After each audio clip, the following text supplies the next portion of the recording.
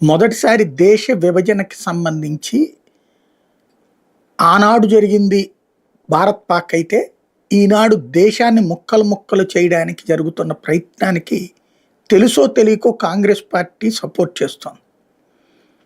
ఆ సపోర్టింగ్‌లో భాగమే ఇది. ఎందుకంటే హ్మ్. వాళ్ళు ఏది పడితే అది, ఎట్లా పడితే అట్లా విభజన రేఖలు గీస్తున్నారు. మతపరమైన విభజన అంటే అధికారంలో ఉన్నటువంటి కాంగ్రెస్ కంటే అధికారంలో లేని కాంగ్రెస్ ప్రమాదకరం అంటూ అటల్ బిహారీ వాజ్పేయి ఆనాడే మాట్లాడారు. తనని 13 అవును. నెలలకి గద్దె దించినటువంటి సందర్భంలో. హ్మ్. హ్మ్.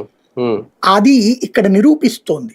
మతం హ్మ్. పేరుతో ఓ పక్కన కళ్ళ ఎదురుగుండా జరుగుతున్నది. కాంగ్రెస్ టైంలో అవును. మణిపూర్‌లో ఘర్షణలు జరగలేదా? కానీ అవును. అదే దేని మధ్య జరుగుతదది? తెగల మధ్యన హ్మ్. జరుగుతుంది. కానీ దాన్ని అవును. మత ఘర్షణలు, క్రైస్తవం మీద దాడి అంటూ ప్రపంచం దగ్గరికెళ్లి చెప్పింది, ప్రపంచవ్యాప్తంగా ప్రచారం చేసిందెవరు? కాంగ్రెస్ పార్టీ. అంటే హ్మ్. తనని అధికారంలోకి తీసుకొస్తానని హామీ ఇచ్చినటువంటి సోరోస్ వాళ్ళ కోసం ఎంతకైనా దిగజారుతోంది.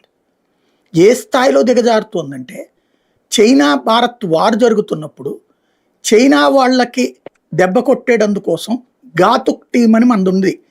ఒక్కొక్కళ్ళని హ్మ్. మెడలు విరిచేసి చంపేసింది చైనా సైనికుల్ని. ఆ టీమ్‌ని ఎక్కడెక్కడ డిప్లాయ్ చేశారో ఆధారాలివ్వండి అని సోనియా గాంధీ అడిగిందంటే, ఏది ప్రధానమంత్రి పెట్టిన అఖిలపక్ష సమావేశంలో ఎవరి కోసం అడిగినట్టది? ఎక్కడెక్కడ డిప్లాయ్ చేస్తే కాంగ్రెస్ పార్టీకెందుకు? అంటే చైనా కోసం చేసింది. అంటే తాము అవును. అధికారంలోకి రావడం కోసం ఎలాంటి పనికైనా రెడీ అవుతోంది.